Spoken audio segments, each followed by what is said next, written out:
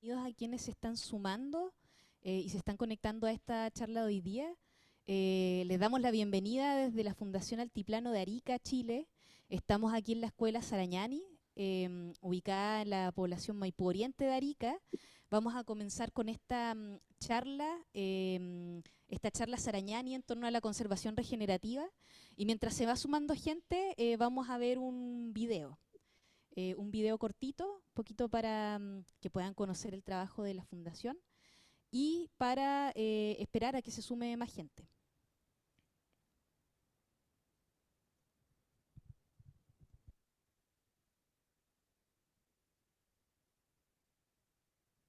Ahí nos dan un segundito, vamos a volver a compartir la pantalla que se nos olvidó compartir el audio.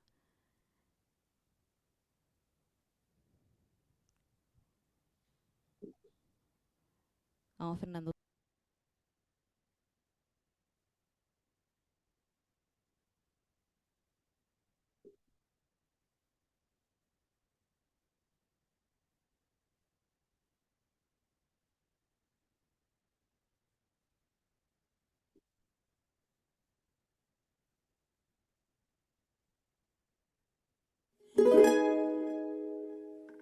Wanikiwa, Gilatanakas, Cuyacanakas, Humaro, Aront Anexma, acá Fundación Altiplano Sutimpi. Hamaraki, Naira, Utaitatanacaste, Suma Cuitas, Sepa, Hichaste, Wawanakaraki, Cuita, Neco, Naira, Utaitatachilanakan, Abuelitonakan, Utaitatapa. Amigas y amigos de Fundación Altiplano, Kamisaraki, sean muy bienvenidos a la primera Escuela de Conservación Regenerativa de América. Este es nuestro nuevo edificio Sarañani, donde aprendemos junto a las comunidades cómo conservar tesoros y cómo lograr desarrollo sostenible de verdad. ¿Qué están haciendo, don Mario? Estamos haciendo regalos para quienes nos ayudan a seguir caminando Sarañani.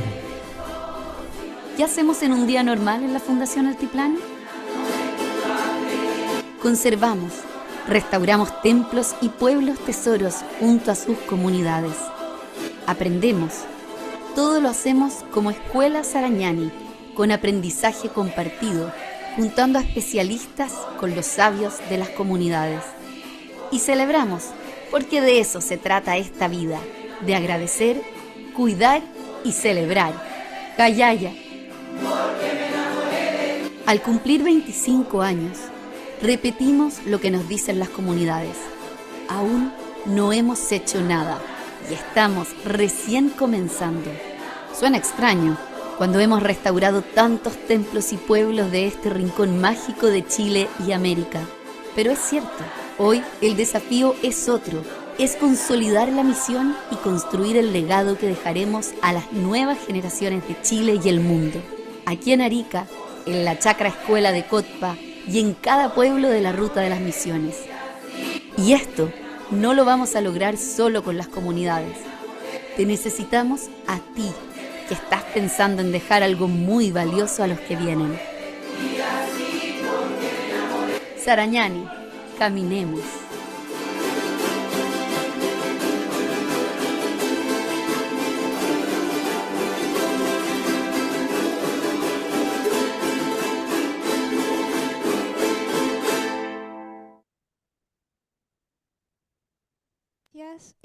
Y les saludamos nuevamente a quienes se han sumado en este ratito. Les damos la bienvenida a esta charla Sarañani dedicada a la conservación regenerativa. Yo soy Constanza Tapia y estamos aquí desde la ciudad de Arica, Chile, en la sede de la casa de la Fundación Altiplano, en nuestra escuela Sarañani. Y vamos a tener una conversación hoy día con dos invitados especiales. Vamos a hablar un poco de proyectos de conservación regenerativa enmarcados en un programa internacional, el primer programa internacional que estamos organizando junto a la Universidad Católica del Perú. Así que vamos a comenzar esta sesión y le voy a dar la palabra primero a Maricel Copa, la gerenta de la Fundación Altiplano, para que nos pueda dar un saludo. Hola, muy buenas tardes a todos. En nombre del equipo de fundación, de los directores, les damos la bienvenida a esta charla que para nosotros es importante De verdad que nosotros cumplimos este año 26 años de trayectoria trabajando con comunidades y tenemos grandes amigos y personas que nos acompañan hoy día que trabajaron con nosotros y saben muy bien el trabajo que nosotros realizamos en cuanto a las comunidades, a la conservación de templos andinos. Así que espero que tengamos una reflexión de nuestro trabajo y también compartir también sus saberes, ¿no? Tanto Bea como Andrés, eh, tanto en Perú, en España y acá podemos compartir y reflexionar el trabajo que se hace con las comunidades. Gracias. Muchas gracias, Maricel. Como dije, vamos a tener una conversación, un encuentro en torno a la conservación regenerativa y sobre todo para hablar un poco de este programa que estamos organizando junto al Centro Tierra de la Universidad Católica del Perú. Y para presentar esta charla quiero darle la palabra a Cristian Heinzen, director de desarrollo de la Fundación, uno de los fundadores también de esta organización, así que para que pueda presentar esta charla y a los relatores de hoy día.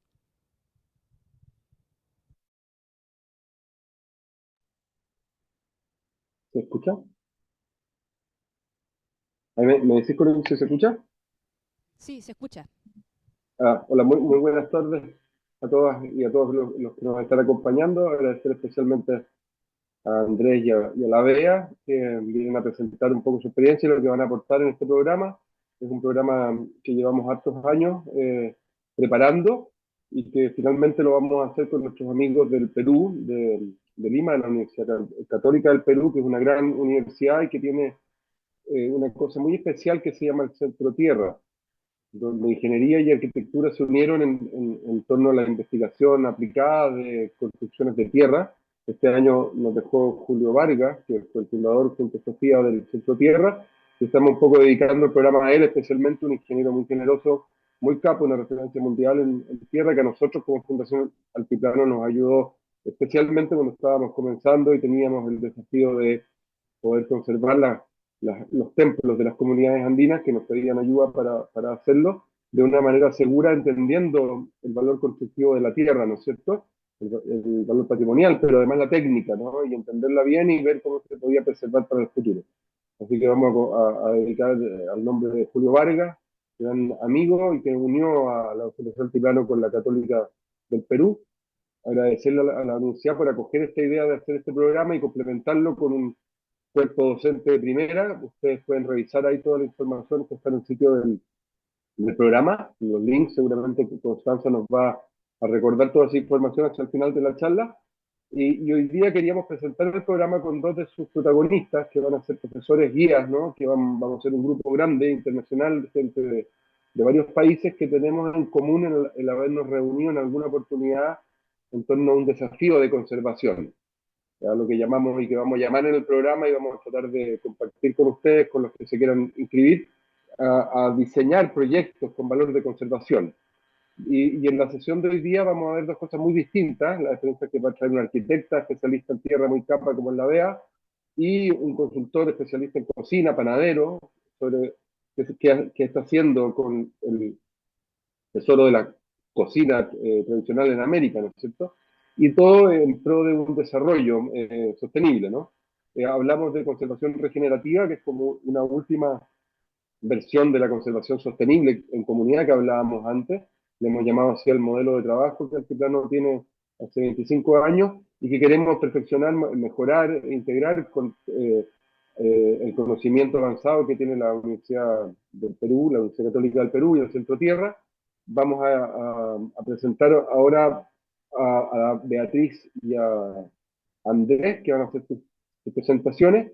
Beatriz es una arquitecta que llegó desde España, está en Valencia ahora, conectada, y que no recuerdo si llegó desde Valencia también, pero llegó a Altiplano con su maestría a trabajar en el glorioso taller Adobe que llamábamos nosotros, el taller de arquitectura que enfrentaba el desafío técnico y adaptativo de diseñar los proyectos de restauración y después ejecutarlos, con empleo y formación técnica para las mismas comunidades. La verdad les va a contar bien y me da mucho orgullo poder presentarla, una arquitecta súper destacada que hizo un aporte fundamental en el trabajo de la Fundación Altiplano, así que van a disfrutar con ella, no sé qué proyecto les va a contar, pero fue jefa en muchos proyectos y en todos, con un impacto, por eso hablamos de regenerativo, un impacto, esa palabra que está tan de moda, una contribución en lo ecológico, en lo social, pero también en lo cultural y en lo económico. A eso le llamamos un poco los proyectos regenerativos, que logran contribuir no solamente en un aspecto del desarrollo, sino en una cosa más integral. Y por otro lado, Andrés Bugá, un gran amigo que nos vino hace muchos años a ayudar cuando con las comunidades, después de restaurar los templos y las viviendas, soñaban ellos con emprender hacia un turismo responsable. Tuvimos la suerte de conocer a Andrés y yo diría los talleres más emotivos que hemos tenido es cuando Andrés con las mujeres de los pueblos que soñaban con volver a sus casas y habilitarlas para poner emprendimientos económicos para ella, para sus hijos, teníamos la cocina como el punto de encuentro, ¿no? Y que, bueno, Andrés, mejor que nadie va a poder acercarnos a esa idea de cómo la cocina integra tantos saberes, tantas ocupaciones fundamentales del pasado, pero también tantos desafíos del futuro. Así que un honor tenerlos con ustedes y les dedicamos estas 2 sesiones. Muchas gracias. Muchas gracias. Vamos a comenzar entonces con la presentación de Beatriz. Les recuerdo que vamos a tener un espacio al final de esta sesión para compartir preguntas, comentarios, así que pueden dejarlas en el chat. Nosotros vamos a leerlas hacia el final y vamos a también abrir los micrófonos. Así que, nada, adelante, Bea. Hola, Connie, Marisel. Bueno, saludarles y darles las gracias por invitarme a participar en esta charla. Como les decía Cristian, estoy ahora en Valencia, es un poco tarde, pero para mí es un placer estar aquí rodeada sobre todo de amigos y de poder contarles la experiencia de lo que fue trabajar con las comunidades andinas en el norte de Chile, con la Fundación Altiplano, ¿no? Siempre es un poco raro que una española hable de las comunidades andinas, pero realmente fue una experiencia que es digna de compartir y sobre todo en estos tiempos que corren, ¿no? de tantos desafíos. Yo les quiero compartir una presentación, les quiero comentar un par de casos de Arica y Parinacota, del norte de Chile, pero antes, bueno, me encantaría empezar con una reflexión de las cosas que han pasado hoy, que no podemos ser ajenos, ¿no? Como nos ha sacudido esta mañana la noticia de este doble terremoto que han sufrido en Venezuela, que es tan próximo también como a toda la realidad latinoamericana, y como también, bueno, la reflexión de cómo la fragilidad de los lugares donde estamos viviendo, ¿no? Donde estamos decidiendo vivir, el crecimiento de estas ciudades que está siendo tan rápido, con modelos de desarrollo a veces tan desiguales, tan desordenados, a veces tan poco sostenibles, ¿no? Y cómo, bueno, el futuro al final se está concentrando en grandes asentamientos de personas y muchos modelos muy bien pensados, y con estos desafíos de que el futuro está en estos lugares donde en 2030 ya nos están diciendo que el 60% de la población vamos a estar viviendo en estas ciudades, cómo las estamos pensando, ¿no? Y también todos los desafíos que conlleva, porque están creciendo, ¿no? Esta imagen también, este contraste de cómo las ciudades quieren crecer, están construyendo aquí con las grúas, los rascacielos, pero a la vez todas estas amenazas y estos desafíos también que están destruyéndolas, ¿no? Y que al final están pagando un poco la sociedad y los ciudadanos en estos tiempos que nos tocan vivir. Y que a veces nos parecen tan ajenos a nosotros, pero yo les quería también traer esta imagen. Parece que nunca te vaya a tocar, ¿no? Que siempre son otras realidades, pero este, por ejemplo, es una imagen de mi pueblo. Esto es Paiporta, un pueblo que está en Valencia, en España, que en 2024 sufrió una dana, unas inundaciones que nadie esperaba, y que realmente, bueno, que se llevó más de 200 vidas y que realmente que nos hace pensar un poco la reflexión con la que yo quería empezar mi presentación es precisamente esta, ¿no? Las amenazas van a estar ahí, pero cómo estamos pensando estos modelos donde las personas estamos viviendo, ¿verdad? no por ser catastrofistas, pero más que nada también para que sepamos cuál es nuestra responsabilidad como ciudadanos y también, bueno, como profesionales. No sé muy bien el público que hoy nos acompaña, pero como arquitectos, como urbanistas o como cualquier persona que a través de su oficio también pueda aportar un poco en estos nuevos modelos que son necesarios para los desafíos que estamos enfrentando y que vamos a enfrentar en los próximos años, ¿verdad? Y bueno, y en contraste, ¿qué nos encontramos? Pues esto, nos encontramos el abandono de otras formas de vivir, mucho más tradicionales, quizá mucho más en equilibrio con la naturaleza, con la ecología, también, ¿por qué no? Mucho más sabias. Y claro, y me imagino que os estáis preguntando qué tiene que ver esto con la conservación, ¿no? Y al final tiene todo que ver, porque, bueno, ya con todos estos desafíos que hemos visto al principio, ¿no? Tenemos los grandes organismos, la UNESCO y demás, que ya nos están diciendo que tenemos que ir pensando en nuevos modelos que sean mucho más amigables, que sean mucho más sostenibles con nuestro medio ambiente, con las sociedades y con la economía, ¿verdad? Y que no significa que tengamos que irnos a vivir a los pueblos, ¿no? Que a lo mejor sí que sería una buena opción, pero, pero sí a lo mejor que pudiéramos aprovechar la cultura, el patrimonio, ¿verdad? Para generar nuevas oportunidades de desarrollo. Y bueno, de ahí la importancia de la conservación. Cómo conservar estas joyas y estos tesoros y estas formas de vivir quizá tradicionales nos pueden ayudar a repensar las nuevas formas y los nuevos modelos de nuestras ciudades o de nuestros trabajos, ¿verdad? A través de lo que decía Cristian, de la conservación regenerativa, de la conservación sostenible y demás. Y bueno, ¿hacia dónde miramos para copiar de estos modelos? Porque necesitamos realmente ver aquello que sí que ha funcionado y que claramente nos ha dejado una buena herencia.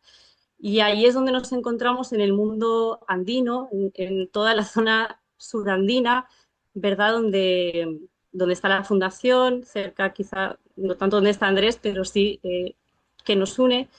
Eh, y mirar un poco a lo mejor estos modelos que tienen que ver con formas de vivir y con unos principios de reciprocidad o unos principios que están mucho más equilibrados, ¿no? Quizá con el entorno y que nos puedan ayudar a vivir pues quizá más en armonía, ¿no? Con los recursos, con nuestra forma de comer, de cocinar, de construir, de todo, porque al final todo es como parte de nuestro día a día, ¿verdad?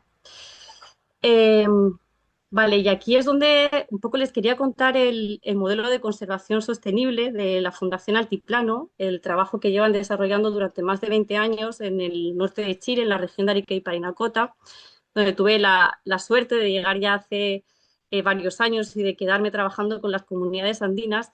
Y ellos desarrollaron este modelo, que es un modelo que a simple vista es muy básico, pero es muy sabio porque lo que hace es tomar la idea de que estas comunidades realmente lo que tienen son tesoros que son dignos de poner en valor y de conservar y que muchos de ellos están en riesgo. Y a partir de de esos tesoros que están en riesgo y que detrás tienen unas comunidades, generar proyectos que gatillen a la vez otros beneficios en las comunidades, como pueda ser el empleo, el turismo responsable, eh, la transmisión de conocimientos y muchas cosas más que se pueden ir generando, ¿no? A partir de algo tan sencillo, tan valioso como en este caso son las iglesias, como es el caso de los tesoros que hoy les vamos a contar. Precisamente en esta región, en el norte de Chile, en Arica y Painacota, existe un conjunto de templos andinos muy valiosos porque fueron testigos de toda la ruta de la Plata, porque tienen no solo un valor en su arquitectura, cómo se adapta a los recursos del lugar, a los sistemas constructivos heredados en la tradición, sino también porque tienen tienen arte, tienen sobre todo una comunidad detrás que los mantiene, que los ha conservado a lo largo del tiempo y que también en ellos es un poco el corazón de las comunidades, ¿no? De las tradiciones, de las costumbres. Y aquí, por ejemplo, tenemos eh, la iglesia de Parinacota, y a partir de esos tesoros, de esos templos, la Fundación Altiplano desarrolló un plan de templos andinos. Aquí, bueno, aquí vemos, no sé si se ve el cursor, pero bueno, aquí estamos en el norte de Chile, esta es la región de Arica y Parinacota, y a partir de ahí, bueno, desarrolló este plan eh, en el que los templos, como les decíamos al principio, un poco gatillaban otro tipo de proyectos, de iniciativas que tenían que ver también con el desarrollo de las comunidades locales. Bueno, a lo largo de todos estos años, aquí están un poco pues, todos los más de 17 intervenciones, programas de capacitación, eh, voluntariados, bueno, y muchísimas más cosas que el tiempo es muy acotado, pero que vale la pena desarrollar, ¿no? De hecho, eh, lo que les vamos a contar realmente es muy pequeñito en comparación con todo el trabajo que se ha hecho. Bueno, hablábamos de estos tesoros, ¿verdad? Y estos tesoros que al final están en riesgo porque son, bueno, yo soy arquitecta, entonces como que uno lo primero que ve es la parte material, ¿no? Las construcciones, que no dejan de ser al final construcciones frágiles, hechas con los recursos del lugar, con tierra, la mayoría son de adobe, de tapial, de piedra, ¿verdad? Y que, bueno, por la falta de mantenimiento, por los recurrentes sismos que tiene la región, pues que algunas de ellas están en bastante avanzado en mal estado de conservación. Los terremotos, que bueno, que hoy quizá estamos un poco más sensibles por el tema, pero que sí al final es uno de los grandes enemigos del patrimonio en tierra o del patrimonio en piedra. Y, bueno, aquí vemos algunos casos también de iglesias de la región que algunas, como la de Chitita, colapsó y otras tuvieron que ser apuntaladas porque también estaban en riesgo de colapso. Otros riesgos que también enfrentan este territorio es el despoblamiento, como muchas zonas rurales, ¿verdad?, de andinas, eh, pero con esas personas, esos últimos pobladores que todavía mantienen las tradiciones, sus ganaderías, sus cultivos y demás, y muchos pueblos que están prácticamente abandonados, pero siempre para las festividades regresan y vuelven a poblar y a dar vida eh, a esos pueblos casi abandonados. Entre los riesgos que también encontrábamos en este conjunto de templos, bueno, la pérdida de saberes, la introducción de nuevos materiales que a veces son incompatibles, como el cemento, ¿verdad?, que no deja respirar el adobe y demás, y que también afecta de manera muy grave a todo el arte, ¿no? Estas reparaciones que a veces se hacen con las mejores intenciones por parte de las comunidades, pero que no dejan de alterar los valores o los atributos, ¿verdad?, de este patrimonio, cuando se aplica cemento o yesos o a veces repintes en las propias imágenes que las acaban de alguna manera perjudicando. Y bueno, después de esta introducción, yo les quería contar dos casos especiales para mí, que fueron Belén y Tacora, fueron los últimos proyectos en los que pude participar en la fundación. El primer caso es con la comunidad de Belén, una comunidad en la precordillera de la región, donde ya se habían hecho anteriormente otros proyectos. Aquí vemos, no sé si se me ve el cursor, Connie, ¿tú me puedes decir? O...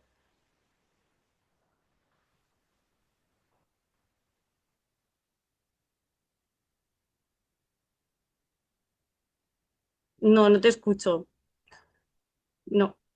Bueno, entiendo entiendo que no se ve, entonces lo voy a explicar de alguna manera. Este es el poblado de Belén, un poblado que, bueno, con muchísima historia, con muchísima trayectoria, porque fue sede doctrinal, mantiene muchas tradiciones de cultivo, fue el lugar de paso de Inca, bueno, tiene una trayectoria tremenda. Entonces, tenía dos iglesias, la de aquí arriba, si la ven, de color más café, se restauró en 2012.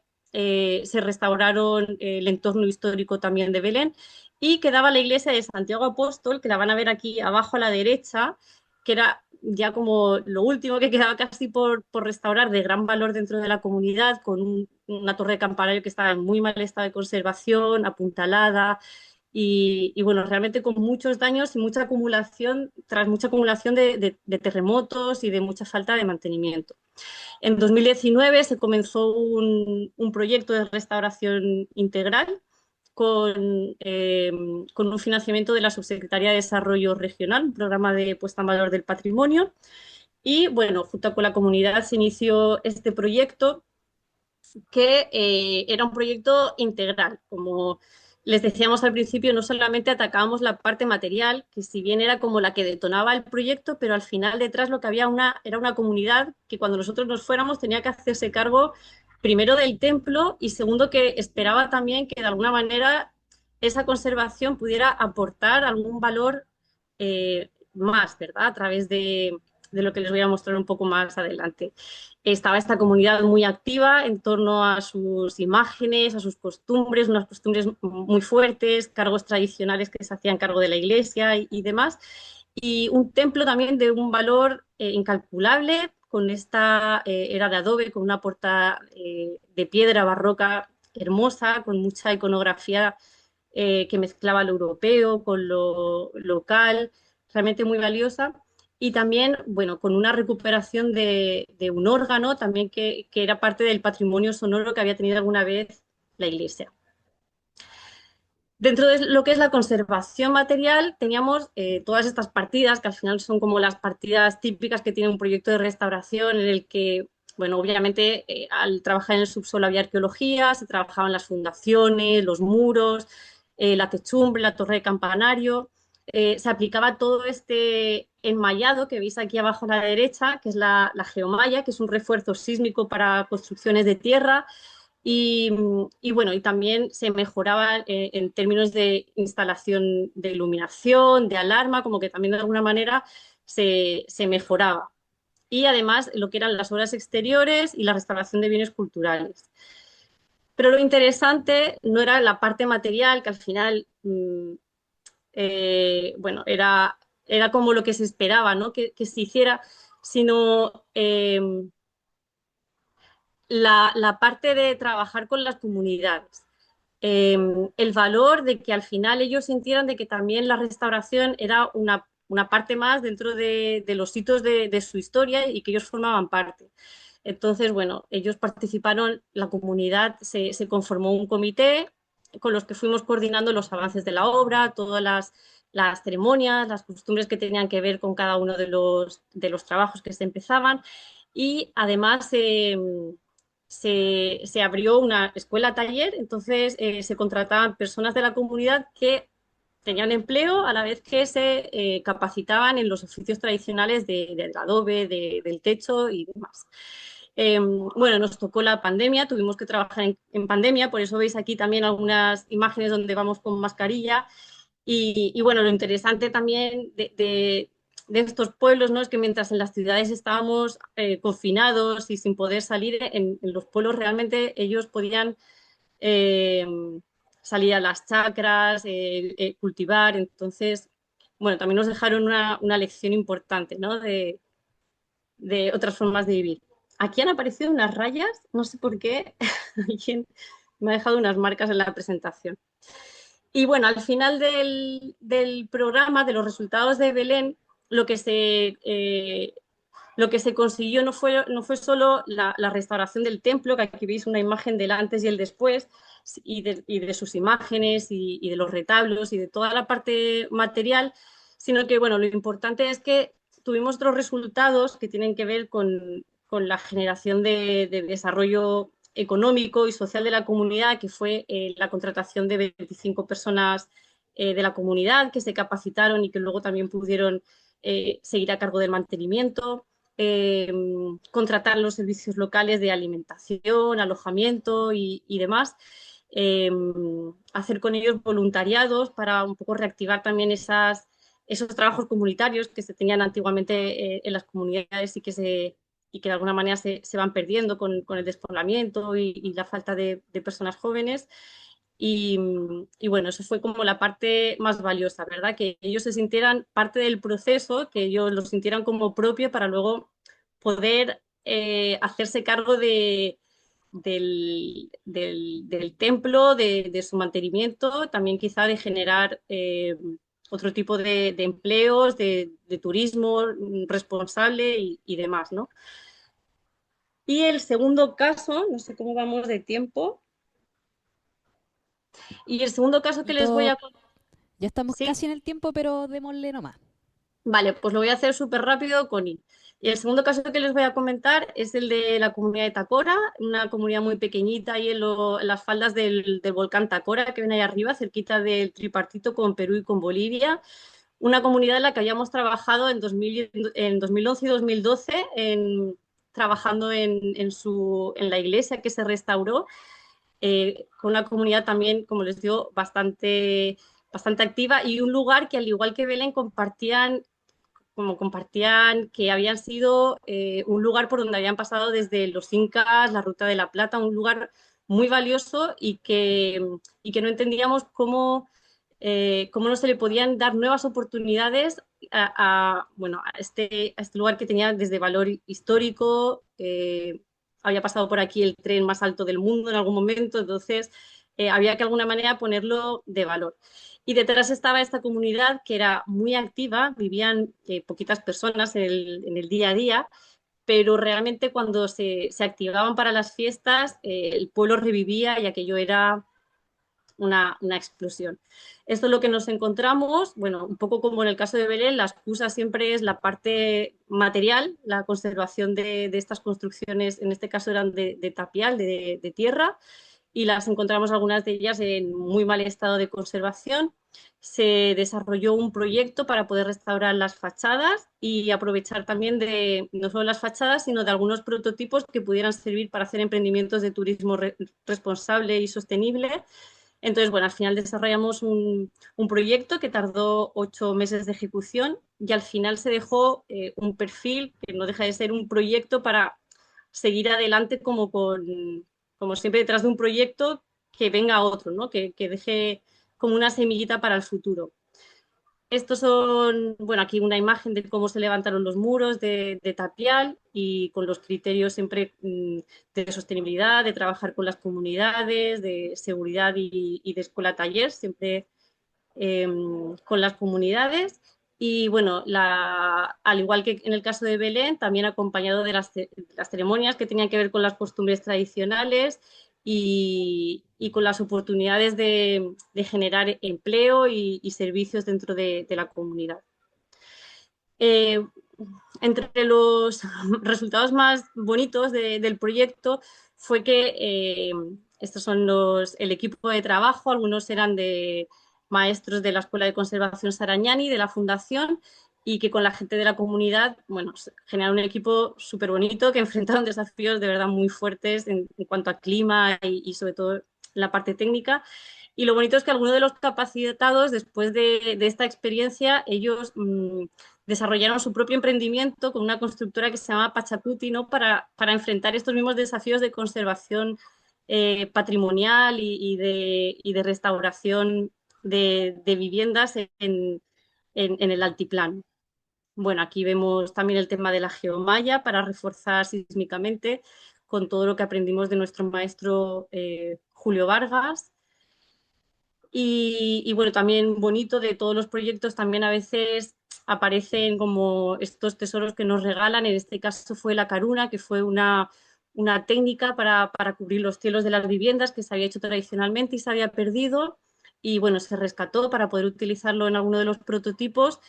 Y esta misma solución generó muchos otros proyectos, o sea, la parte también de la regeneración también es que pueda detonar otros proyectos a futuro y de hecho ahora el equipo de investigación que hemos seguido trabajando en estas tradiciones, hemos recibido como el interés desde Senegal, desde Guadalajara, desde otros lugares que tienen contextos muy similares para poder replicar esta técnica. Entonces, como al final estos proyectos van detonando otros proyectos.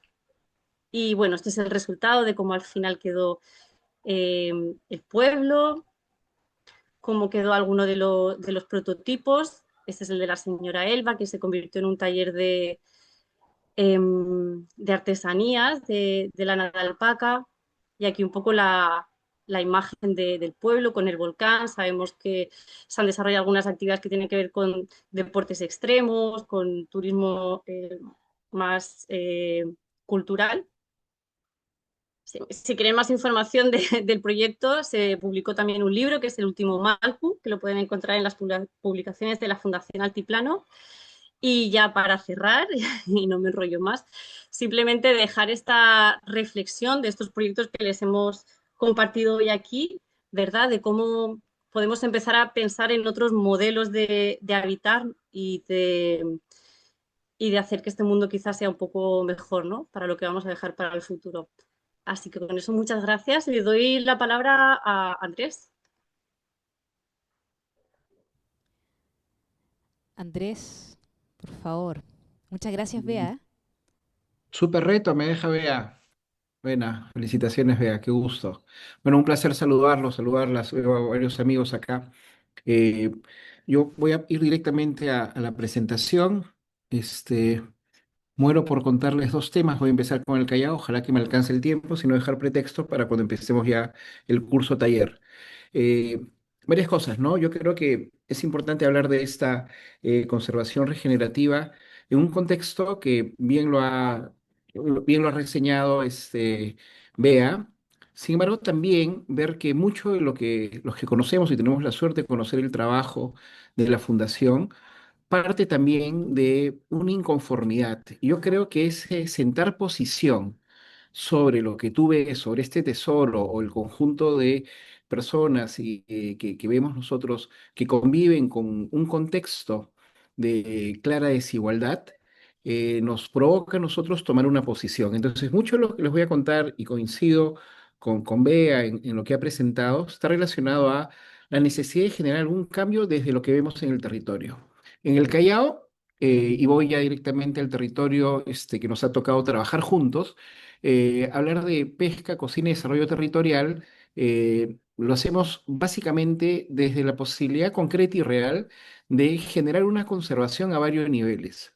Uno, ya se habló de la arquitectura, las arquitecturas de puerto tienen una particularidad que comparten, pero también tienen singularidades.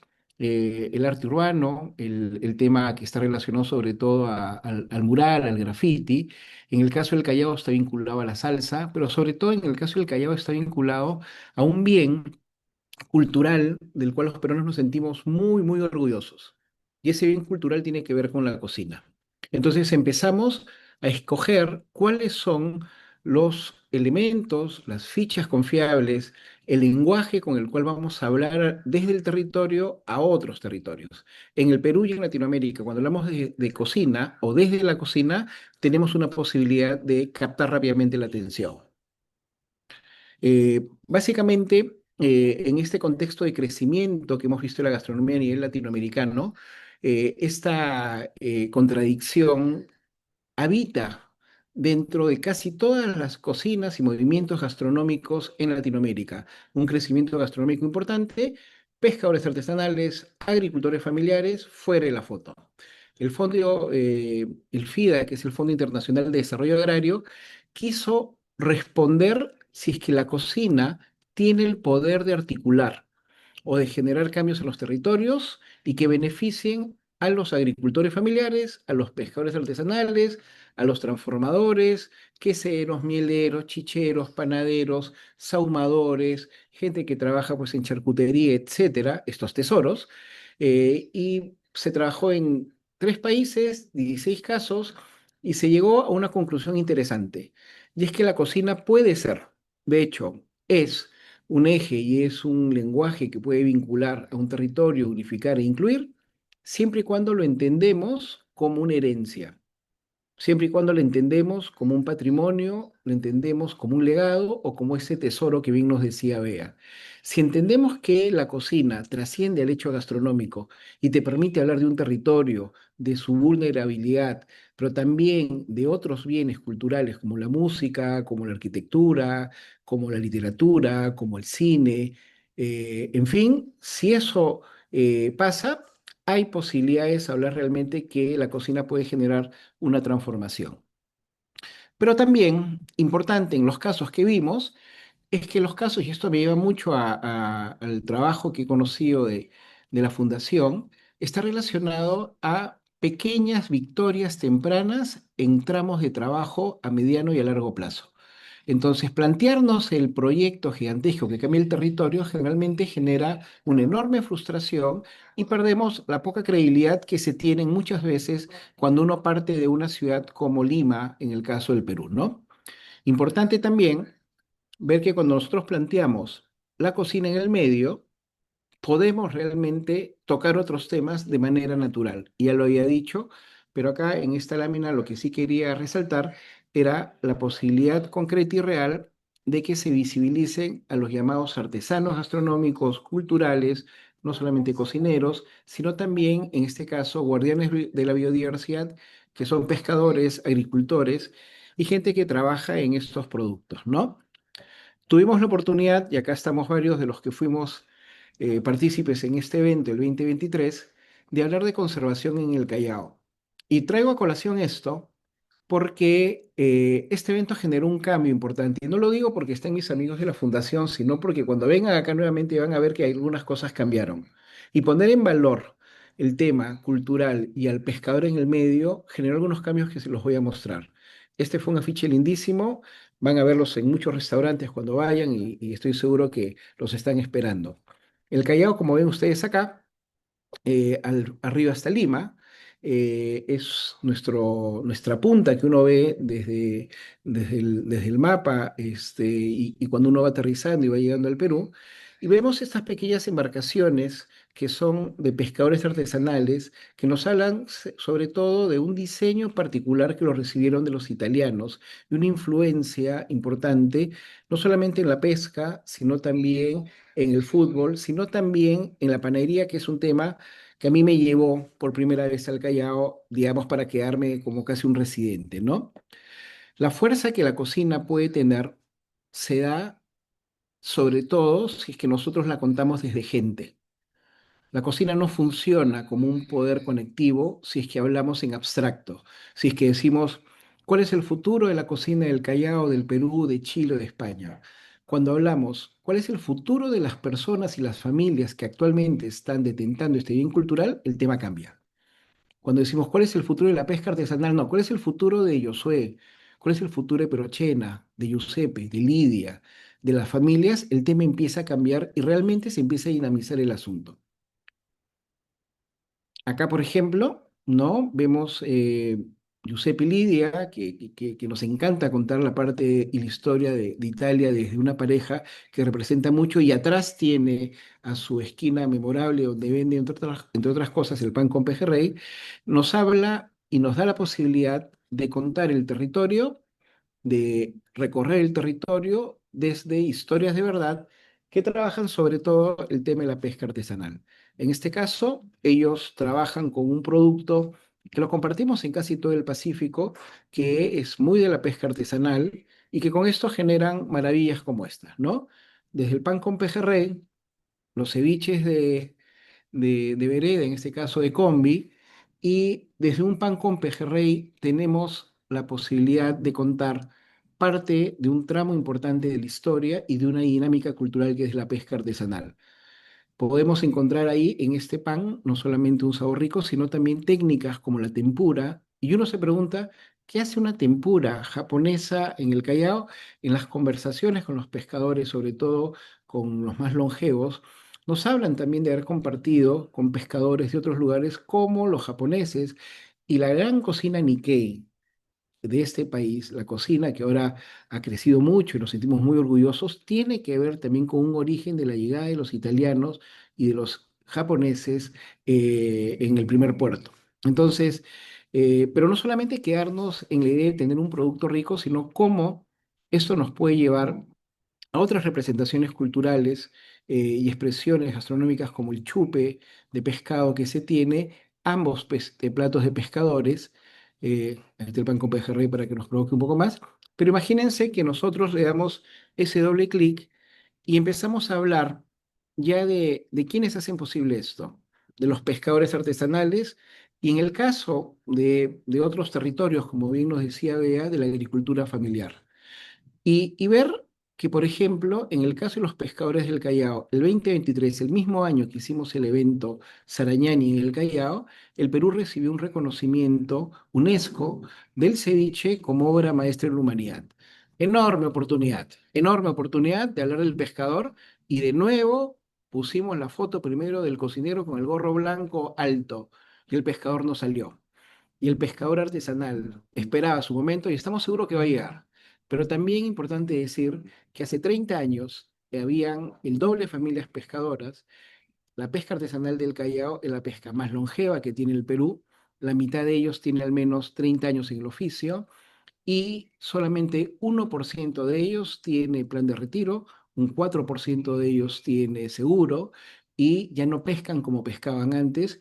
Entonces, hablar de un reconocimiento UNESCO y de un reconocimiento a la ciudad gastronómica del mundo es no solamente puede sonar hasta irónico, sino puede sonar hasta cruel. Entonces, esta mirada de la conservación no nos lleva solamente a criticar, a problematizar, sino a ver de qué manera acercamos estos mundos que conviven con nosotros. Y de esto se trata, básicamente, lo que hemos visto con este concepto transversal de la conservación desde el tesoro, pero también actualizarlo, ¿no? Invitar a ver otras historias que hacen posible de que el Callao, en el caso nuestro del primer puerto, sea como es. Desde la pesca artesanal podemos entender la razón de ser del chalaco, el sino, el chalaco, sus características, su forma de abordar la vida, entender el tema del fútbol, la música, la manera de organizarse, las trayectorias físicas por las cuales se construyeron las primeras calles, la arquitectura, cómo no, y también entender por qué la cocina peruana es como es. O sea, llegamos a ese punto donde le contamos a Lima, a una ciudad que tenemos a 20 minutos, menos ahora, de 13 millones de habitantes, que el motivo por el cual se sienten muy orgullosos empezó en el Callao. Esto lo hacemos vía el turismo, ¿no? Con distintas estrategias. Esto se lanzó en los días que hicimos el evento Sarañán y de hecho este pasaporte existe y tenemos la música ahí que uno puede descargar. Y empezamos a entender que el fenómeno de conservación tiene que ser integral. No podemos hablar de cocina nada más, no podemos hablar de turismo nada más, no podemos hablar de pesca nada más, no podemos hablar de arquitectura nada más, no podemos hablar de música, o de fútbol o en general. Tenemos que tratar este tema de una manera sistémica con los cuales tenemos mejores resultados. Y lo otro importante es que tenemos que dedicarnos a una parte de la población que no estuvo dedicada nunca. En el caso del Callao, en la pesca artesanal son los jóvenes y las mujeres con que articulamos la cocina, con otros bienes culturales, con otros tesoros, como la salsa, el arte urbano, pero también la posibilidad también de concreta y real de generar una trayectoria. La ruta nos posibilitó que el 2024, después de nuestro evento, ¿no es cierto? Para nuestro evento participaron personas que llegaron de distintos lugares del mundo en realidad, y ahí vimos casos como por ejemplo los que han pasado en Italia, donde pescadores que también tuvimos un vínculo y un continuum cultural con ellos, resolvieron algunos problemas que nuestros pescadores están pasando. Y se logró que pescadores del Callao viajen a Italia, al sur de Italia, y conozcan desde los pescadores, desde familias como ellos, cómo han resuelto temas relacionados al cambio climático, a la contaminación, a la urbanización de los puertos, al tema de la revalorización cultural, al tema del mercado. Y lo más valioso de esto es que ninguna de las soluciones era monumentalmente imposible. Llegaron cambiados.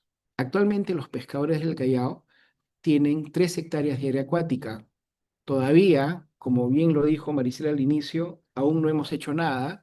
Sin embargo, si uno le pregunta a Josué, que está en la fotografía estirando el brazo, oye, ¿qué ondas con esto de la conservación y del turismo gastronómico o el patrimonio alimentario? Te decía, mira, la verdad no sé mucho de esto, pero lo que sé es que gracias a eso tengo 3 hectáreas de área acuática. Y vemos que más gente está sumada a esto y que vienen haciendo cosas ya por sí mismos, ¿no? Hay una dimensión clara política de esto, y una dimensión política me refiero a que tomamos una posición al que el develar estos tesoros, este patrimonio, implica necesariamente, porque lo hemos visto, la participación y la continuidad de la gente que estuvo en ese proceso y también rompe esta dicotomía perniciosa entre observar un territorio, describirlo de una manera impecable y desligarnos de la tarea de hacer algo que claramente sabemos que se tiene que hacer. El enfoque de patrimonio alimentario, esta mirada desde la regeneración y la conservación, nos hace ver otros temas, ¿no? Cómo entender el metabolismo social, transiciones, y en algunos casos, como el Callao, tener esa sensación que es impagable de saber que hemos llegado a tiempo. Cuéntame, querida Constanza, cómo estoy de tiempo, a ver si puedo contar un poquito de lo que es Ayacucho. Dale nomás, Andrés. Listo, esperaba toda la tarde esperé esa orden. Bien, hago un aviso parroquial. 28 de junio, Día del Pescador, los pescadores están haciendo eventos para recaudar fondos para sus 3 hectáreas, donde van a tener competencia de pesca cordel, van a tener competencia de remo, en fin, ellos se mueven muy bien, así que me pidieron que lo presente acá, luego lo voy a compartir. En el Callao, perdón, en Ayacucho, otro lugar, otro territorio, esto sí es Ande, algo importante es que cada territorio tiene su propia agenda y la mirada de conservación regenerativa no es una receta, sino es un enfoque. Y como enfoque nos permite ser flexibles y entender que existen distintos tipos de necesidades en los territorios, particularidades y líneas históricas. Este libro lo publiqué el año pasado y consigo trajo un plan de salvaguardia, un plan de cambios, o como lo llaman las panaderas, que son ellas, 10 familias, hablan de una revolución del pan en Ayacucho. No sé si todos saben, pero hablar de revolución en Ayacucho pueden ser 2 palabras que no se conjugan con facilidad. Sin embargo, ellas decidieron que sea revolución y resignificar una palabra en Ayacucho desde un elemento muy noble y muy cotidiano, pero muy poderoso como es el pan. En Ayacucho nació el terrorismo y pasaron muchas cosas. Entre ellas, la gente salió expulsada del campo y la capacidad que tenía Ayacucho de ser el triguero, el granero del Perú, hace como 40 años que se perdió. Cuando hablamos del pan, rápidamente nos vinculamos al arte local. Este es una tabla de sargua, o digamos lo que vendría a ser el centro histórico mismo en Huamanga, que es bellísimo, es precioso, y seguimos hablando de pan, y podemos nosotros ver que mucha gente que llega a Huamanga y a Cucho se pierde de estos tesoros, se pierde de conocer lugares que están a tiro de piedra muy cerca de donde pueden estar. Entonces, los expolio un poco. Esto ha generado una ruta que, sobre texto de conocer las panaderías patrimoniales, te va llevando a distintos lugares. Pero también, pero también atiende una agenda. Gracias a este trabajo que se viene realizando, 30 panaderas, de hecho 10 de las que son parte del libro, han sido reconocidas por el Estado peruano como maestras panaderas, reconocidas por el Ministerio de Educación, por el Ministerio de Trabajo, y esto es muy importante para ellas, pero sobre todo para algo que advirtieron, que las siguientes generaciones no tienen el mismo incentivo de seguir en la panadería y que hayan reconocido como maestras panaderas a tu madre o a tu abuela generó un cambio importante en esto. Se trabajó y se viene trabajando una ruta del pan con este logo en cada una de estas panaderías, y esta ruta es un pretexto para conocer Huamanga, se los adelantaba, que no solamente son hornos y panaderías, sino ir a conocer el barrio de los retablistas, conocer las tablas de Sargua, conocer la cerería, conocer a los artistas de Lojalata, pero también ver la posibilidad de estar en una plaza preciosa o conocer el Mercado Vivanco o el Museo Joaquín López Antay, lugares que estaban medios inconexos, No digo que con esto salvamos el turismo, pero el seguir la ruta del pan te llevó de una manera natural a conocer mucho estos casos que están pasando acá. Pero también se viene trabajando ahora, ojo, queridos amigos de la Fundación Arquitectos, se va a empezar a trabajar la restauración de molinos. Nos quedan pocos molinos ahí. Esto ha generado una mirada hacia el campo y a molinos que ya no funcionan, pero sobre todo, pero lo bueno que existen todavía algunos molinos, ¿no? Y la ruta del pan que genera este modelito, nos vincula con las paltas de guanta, con el queso de ocros, con el café del Brain, con el cacao, con las tablas de Sarwa, que yo lo había dicho, y con todo un conjunto de manifestaciones culturales que tiene Ayacucho, ¿no? Si apuntan acá, pueden descargar un playlist que está construido con los temas de la guitarra ayacuchana, que es una de las guitarras más bellas de este país, que cada una de las panaderas nos dio para que lo pongamos, y son temas que escuchaban en familia cuando aprendieron a hacer pan desde muy chicas. Aprenden a hacer pan, en el mismo minuto aprendían el quechua, con lo cual el tema de la panadería no es un tema gastronómico nada más, sino estaba muy vinculado al identificarte con una forma de ser en el territorio andino, ¿no? Pero también nos ha llevado a hablar de la estructura que conforma el hecho de hacer pan. Y esta estructura tiene que ver con los trigos locales que hace muchos años que comercialmente no sale, los tipos de grasa, el tipo de anís, el tipo de sal, y eso cada uno de estos han sido como, y se están trabajando como pequeños mundos donde se empiezan a trabajar estos productos para que lleguen a distintos mercados. ¿Qué ha pasado? Empezamos a mirar el tema del trigo.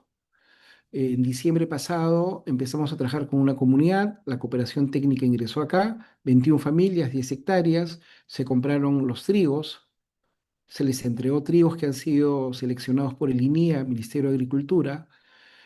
Empezó esto en diciembre, mes de lluvias, y esta foto acá, la tomamos el 1 de junio, ahorita, que empezó la cosecha.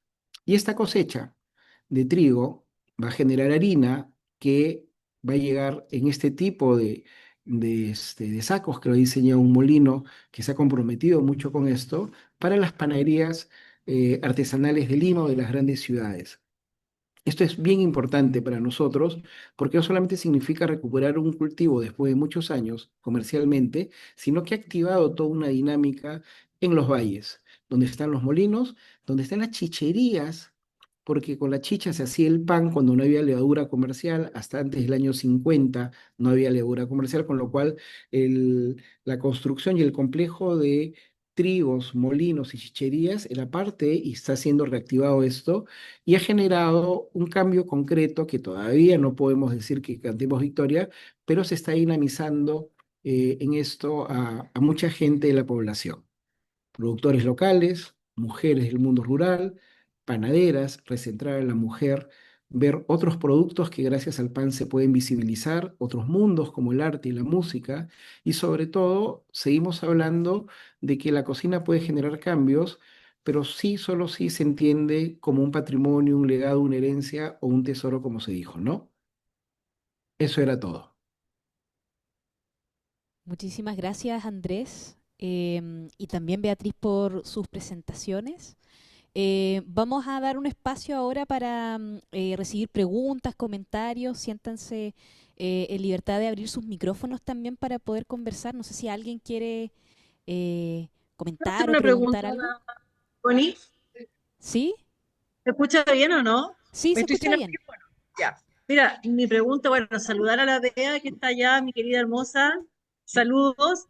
A Andrés Ugaz, amigo también de acá de la Fundación y muy querido también con lo que él hace. Recordar ahí lo que hizo en el Callao, que fue maravilloso para nosotros en el Festival de Arquitectura Nativa, de Arquitectura, que fue muy lindo. La pregunta es para Andrés. Yo quería preguntar, así como nosotros, por ejemplo, y trabajamos en arquitectura y estamos conquistando a los jóvenes para volver a sus lugares de orígenes, y hay arquitectos que son hoy en día, que son andinos y vuelven a sus lugares.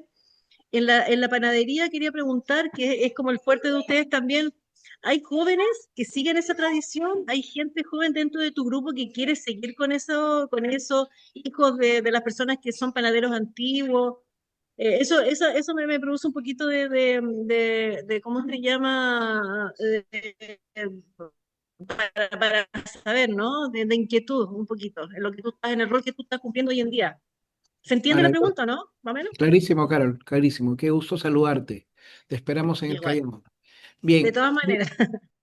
mira, en el tema de la panadería, tanto la del Callao como la de Ayacucho, en el tema de los trigos y en el tema de la pesca artesanal, para poner y abrir un poco más tu pregunta porque es relevante para estos mundos, el tránsito generacional nos está costando a todos, y no solamente pasa en el Perú, ¿no? Y este tránsito generacional es importante conversarlo. Yo creo que cuando hablamos de una conservación regenerativa es importante establecer algo que no se suele hacer en nuestro continente, que peor que el problema es hablar del problema. Entonces nos genera la posibilidad de hablar por qué Giovanna no quiere ser panadera, por qué el hijo de Anderson no quiere ser panadero, por qué Julio, el pescador, ya no quiere ser pescador. Entonces nos salen siempre varios temas que los hemos organizado en dos grupos. Unos que tienen que ver con el quehacer del oficio que quieres heredar como forma de vida y con la cual te vas a ganar la vida. Estamos hablando de un tema económico, estamos hablando de un medio de vida, y el otro tiene que ver con el reconocimiento cultural de seguir ese legado. Ambos son importantes, exactamente igual, ninguno es más importante que el otro. Entonces, si se generan las condiciones para que estos dos espacios se puedan cambiar, hay más posibilidades del tránsito generacional fluido, y lo estamos viendo.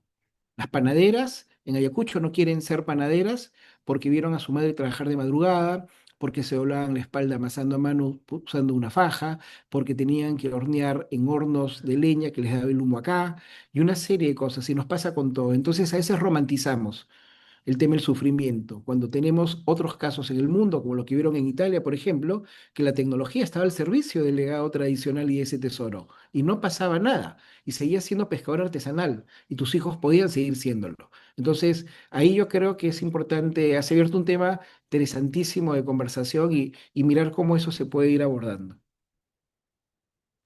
Muchas gracias, Andrés, muchas gracias.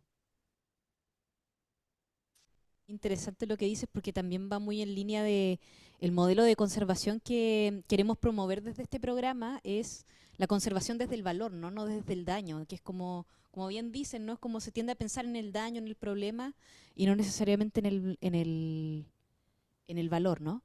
No sé si hay alguna otra pregunta, parece que hay una pregunta en el chat.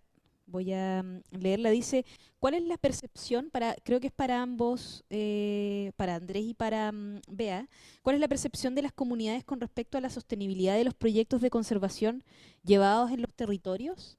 No sé si tienen eh, alguna respuesta. Igual es una respuesta compleja, pero eso, ¿cuál es la percepción de las comunidades respecto a la sostenibilidad de los proyectos de conservación llevados en los territorios?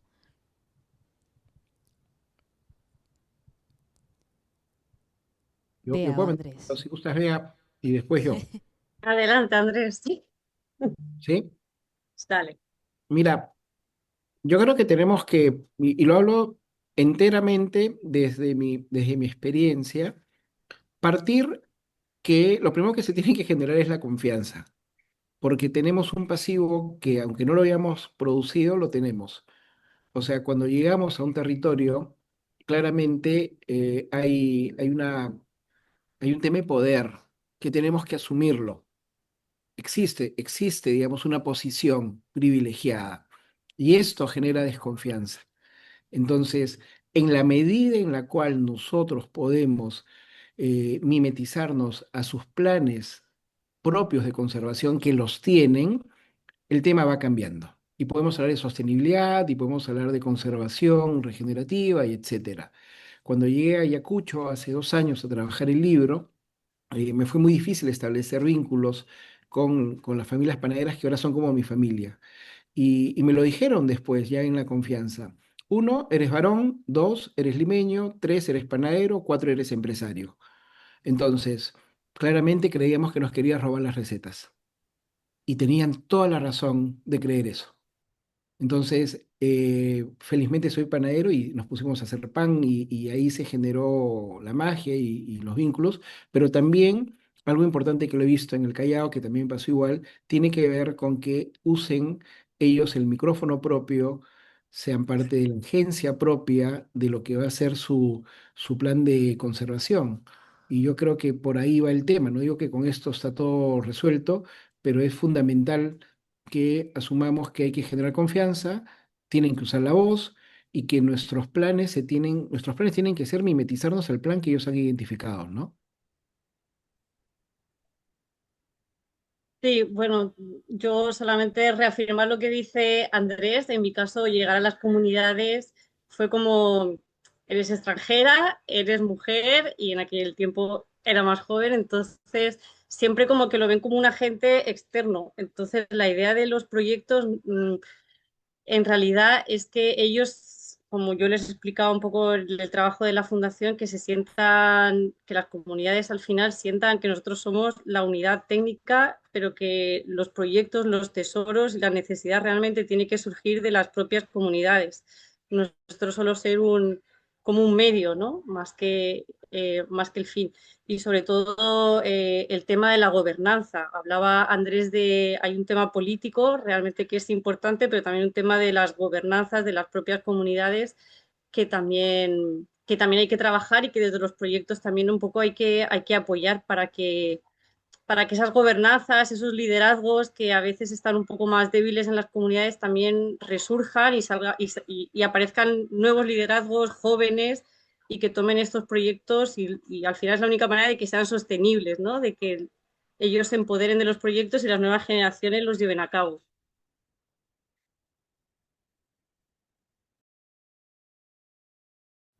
Muchas gracias, Bea y Andrés. Hay otra pregunta en el chat. No sé si la pueden responder, pero dice, hola, yo quería preguntar de Marlene. Dice, yo quería preguntar cómo sería posible aportar y o ayudar en el tema de conservación siendo parte de la comunidad. Por ejemplo, ya sea como profesional, voluntariado o en cualquier otro sentido. No sé si tienen alguna respuesta para cómo desde la comunidad poder aportar a la conservación. Yo creo que va un poco en la línea del último que les explicaba, ¿no? Tomando quizá como cargos de liderazgo dentro de la comunidad y pudiendo liderar proyectos y obviamente buscando los apoyos dentro de las unidades técnicas, que en este caso sería la fundación, sería Andrés Ugar, como estas instituciones que existen en los territorios para que les puedan acompañar, pero yo creo que precisamente faltan más personas como Marlene, no sé si lo digo correctamente, pero que, pero que quieran realmente impulsar estos proyectos y tomar las riendas, ¿no? Del futuro de los territorios y de las comunidades. Así que adelante, Marlene, tienes que empoderarte y asumir, yo creo que cargos, que sobre todo yo siento que las personas más antiguas de las comunidades que están siendo despobladas echan en falta eso, ¿no? Jóvenes que realmente quieran y se motiven. Ya, muchas gracias. Muchas gracias, Bea. Andrés, no sé si tienes alguna opinión respecto a cómo los jóvenes se pueden vincular. Yo creo que es casi un ingrediente fundamental que se involucren, ¿no? Porque estamos hablando de sostenibilidad y yo creo que por ahí va, ¿no? Y lo cuento de ejemplos, ¿no? Si bien es cierto, en el Callao la pesca artesanal es la más longeva del Perú, quienes están liderando felizmente, digo, en esta pregunta que me hacen, son jóvenes, ¿no? Josué Abad es un pescador que tiene 35 años. En el caso de Ayacucho es Giovanna Morote, que es la hija de una de las panaderas que al comienzo no quería seguir con el tema de la panadería, pero ahora lidera la sociedad panadera. Entonces, sí es importante, ¿no? Es fundamental porque, digamos, si no es muy difícil que esto se sostenga en el tiempo, ¿no? O sea, la sostenibilidad tiene que estar aterrizado con actores locales tomando decisiones y teniendo de nuevo, ¿no? Esa agencia propia de ver qué hacen, ¿no? Yo les cuento algo que me pasó hace 2 semanas con el grupo de la Sociedad Panadera Ayacucho.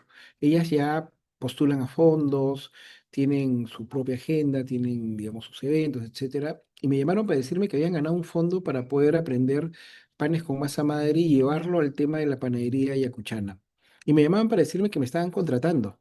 para ir a hacer panes. Feliz. O sea, más allá del contrato, o sea, que ya tengan, o sea, no necesiten una tutela de ninguna de las instituciones que hizo este plan, sino que ya lo están trabajando y los acompañamos, ¿no? Entonces me parece más que una posibilidad, yo creo que tiene que ser una condición fundamental para la sostenibilidad. Muchas gracias, Andrés. Y Bea, vamos a ir cerrando ya esta sesión, esta charla, ¿cierto? Esta conversación bonita que hemos tenido. Agradecer a Andrés especialmente y a Bea que está ya es bien tarde allá en España. Así que gracias especiales por poder sumarse pese a la diferencia horaria. Así que nada, yo quería terminar un poco, además de agradecerles y ojalá que podamos brindarle un aplauso virtual a ambos. Quería compartirles también este programa que estamos impulsando junto al Centro Tierra de la Universidad Católica del Perú, también a través del INTE y de CIAC, que nos acompaña de hecho por ahí Luisa, Fernando, ¿cierto? Que son parte del equipo de comunicaciones, así que quienes estén interesados de seguir aprendiendo de conservación, de también seguir aprendiendo de Andrés y de Bea, que son profes del programa, les invitamos a unirse, ver toda la información a través del QR que está ahí en pantalla. Em, sería muy genial que pudiéramos sumar más gente a esta primera iniciativa, a este primer programa internacional. Así que nada, vamos a dejar ahí la pantalla un ratito y vamos a despedir ya esta sesión que ha sido bien interesante, dos miradas desde dos territorios diferentes, desde dos experiencias también diferentes, desde la arquitectura, desde la cocina. Y como digo, si quieren seguir aprendiendo de conservación regenerativa y aprender a desarrollar proyectos de conservación regenerativa, les invitamos a visitar la página del QR que está en pantalla. Así que nada, les agradezco nuevamente, agradecer a Bea y a Andrés y nada, nos vemos en la próxima charla.